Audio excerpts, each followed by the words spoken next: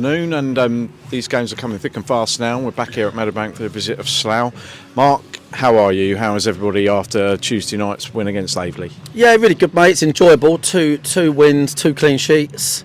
Yeah, it's enjoyable, really. Boys have trained well Thursday. I think 2 games a week. Teams are going to be feeling it a little bit. I think we've got an unchanged starting 11. Okay.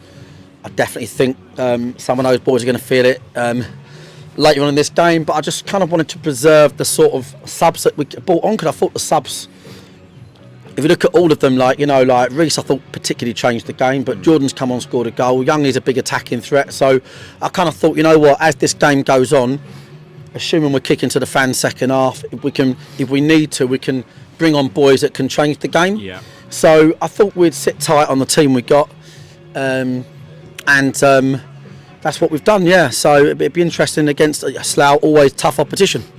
You must be pleased with that then, with not having to do that, because that's not been the case so much this season and for the last few seasons. And with these games coming in such short space of time as well, and building that momentum, that kind of helps consolidate that, doesn't it? Yeah, big time. Look, we're missing Brennan, Josh, and on paper you'd love them to be playing today or be available, because we know Slough will have a lot of pace in high areas. They'll try and put us in 1v1 defending, but we have literally no defensive options or changes, none.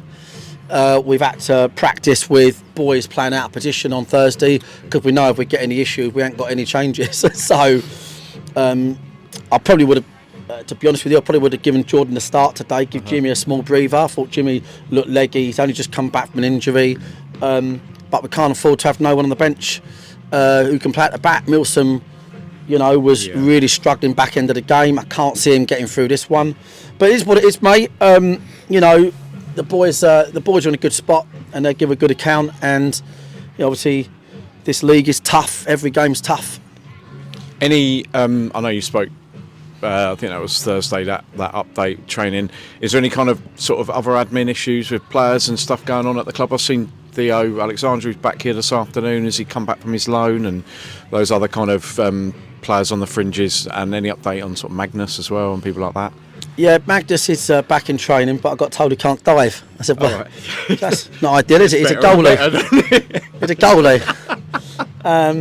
That's what I said to me. Yeah, he said can't dive. He's training, but he can't dive. I said, well, he's a goalie. So only at Wanderers would he get that sort of comment. He's totally fine, just can't dive. He's training, but he can't dive.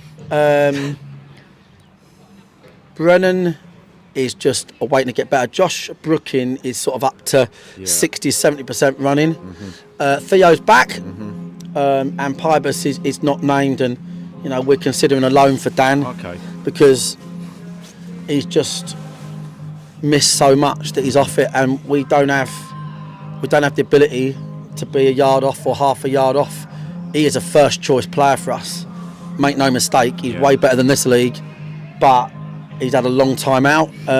Macca's last game at Horsham, so we need to review where he is and then take a look at it. But yeah, look, we are where we are at the moment. Really, we've got 17 games, and we will need players. You never know what's going to happen. We might lose 2 today, and Dan Pybus ends up going on scoring the winner Tuesday night. That's how football works. So just take one game at a time, mate. And listen, it ain't easy, because we're a free hit for teams like Slough. I was going to say that's what Scott Davis has said, isn't it?